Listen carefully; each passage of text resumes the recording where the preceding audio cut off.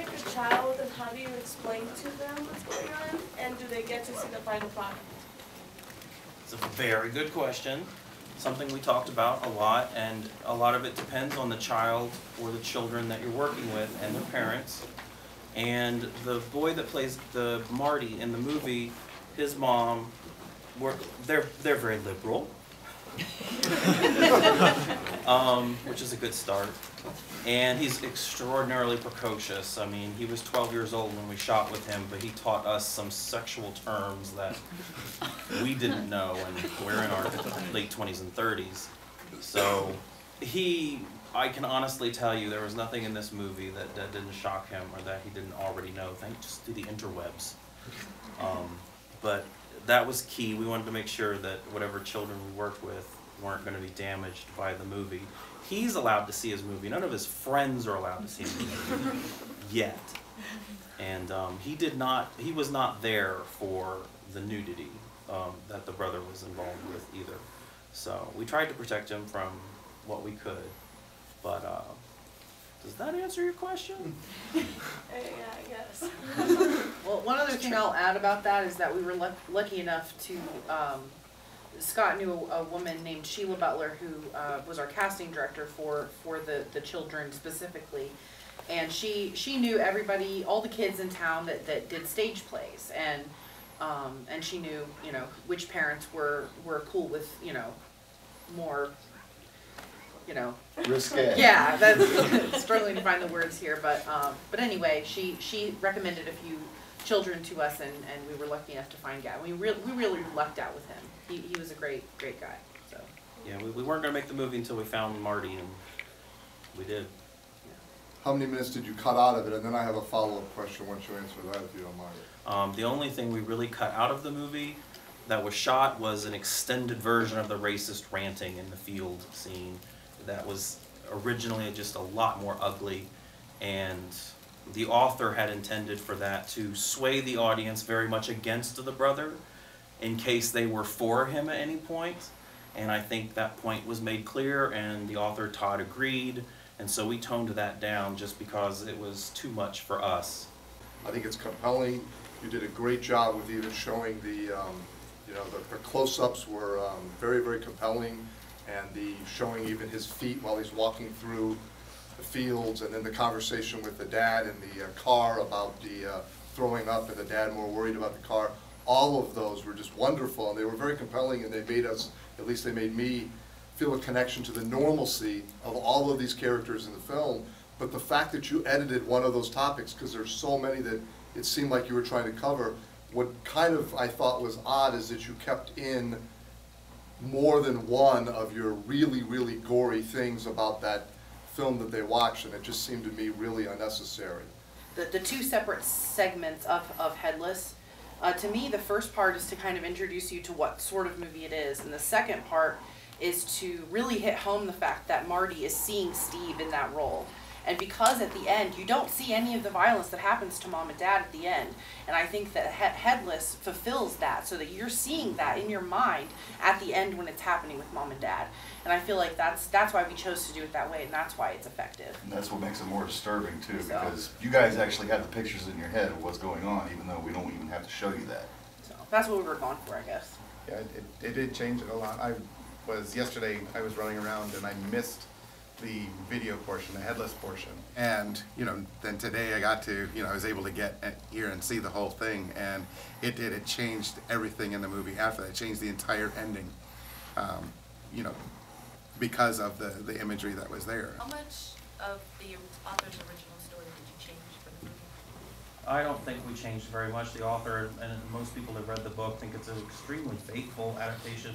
The only major thing is that we added the gas mask visual element, because in the book he doesn't wear a mask.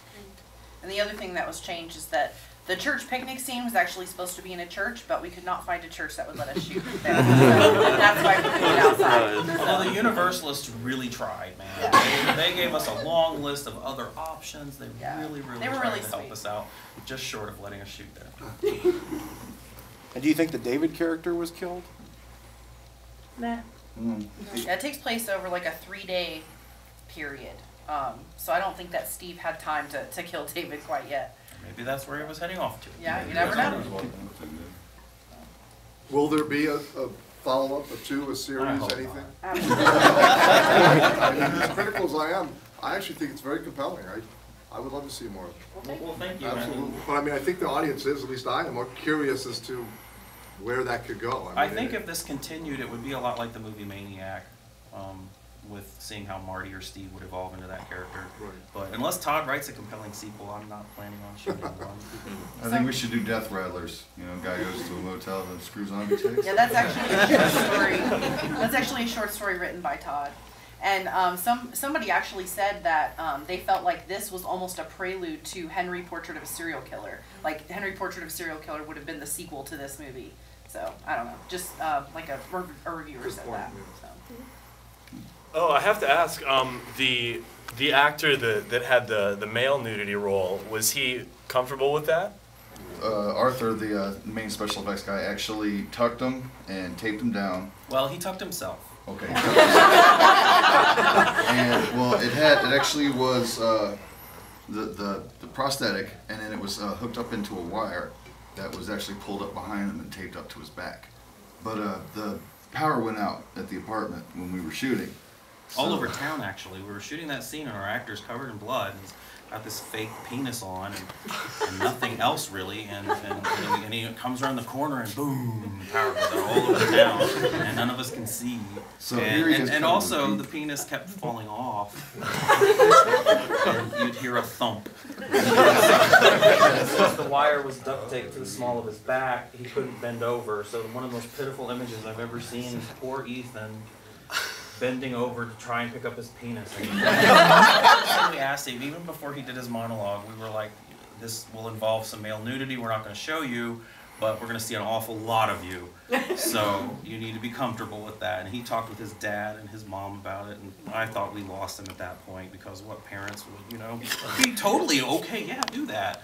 But thank God they trusted us, and they were happy with how it turned out. He was a wonderful, wonderful find because he went through the script extensively. Like he said, he had his dad read it and make sure that it was something that he wanted to do. He came to meet with us with 2 pages of notes about the character and what he should do to, what the character meant to him. So it really showed us that he cared about the subject matter and about what the movie was saying. So it was pretty cool. Very smart, conscientious young man. Yes, he is. And a very talented stage actor. He's done a lot of musical theater, believe it or not. So. He was playing a duck at the same time he was doing Found. In a children's show. Move. Yeah. Do you expect to find distribution, like wide distribution, or? Well, because of the extreme content, to be quite honest, we will get distribution. We've got a sales agent, and we've got several distributors already contacting us. Cool. So we're just kind of holding out for the best possible deals at this point. I would be lying if I said we don't start with the exploitation element sometimes and then retro-engineer to try and earn those things. I don't find much merit in just giving people splatter and gore for the sake of splatter and gore. Yes, they're a marketing hook. Yes, you are going to draw a vast audience in by just showing them blood and gore in a trailer or on a poster. But at the end of the day, is that all you want to give people? We wanted to try and give people more than that. One of the things we said throughout production was we want to earn those moments. This So isn't going to be forgettable. Do you think that it would actually be played on TV or anything like that? I mean, it seems like only a niche audience. The horror market is the only market that we're interested in. And I was really concerned that it wouldn't be horrific enough for them because, they like Saw and a bunch of stuff. And we're not, I mean, I kind of like slasher movies. They're like They're telling us it's time to go. Nah. The lights go on when you hear a thump.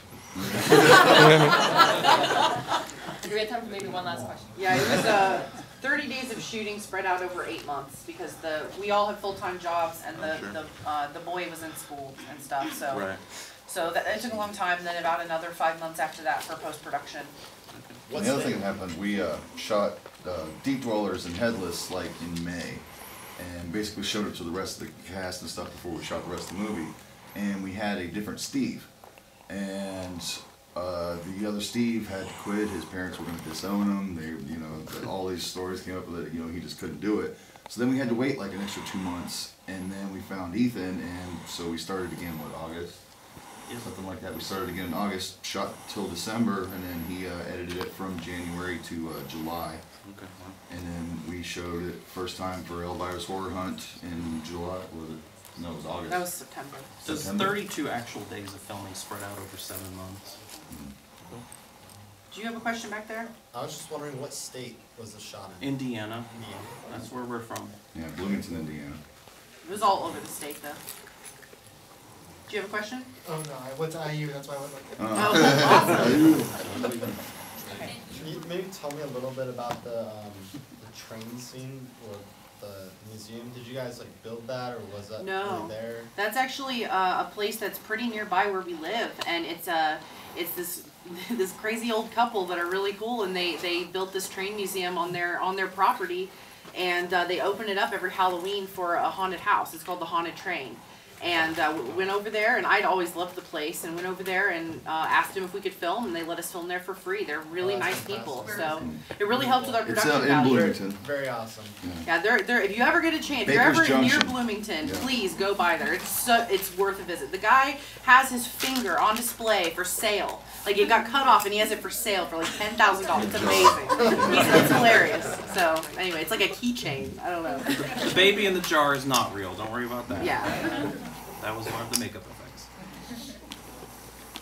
Well, thank you guys so much for Yes, coming to thank you see our guys. movie. Thank We you so really much. appreciate it. If you get the opportunity, please, with today's media and the whole media sharing and stuff, go to foundmovie.net. You can find our Facebook page, you can find our Twitter, you can find our anything, videos, reviews. Please write us, rate us. Just give us comments, let people know. I mean, it's you guys that are going to make the distributors want us more. And that's what we're hoping for, is for as many people as possible to let them know that we gave you guys something good. So thank you very much.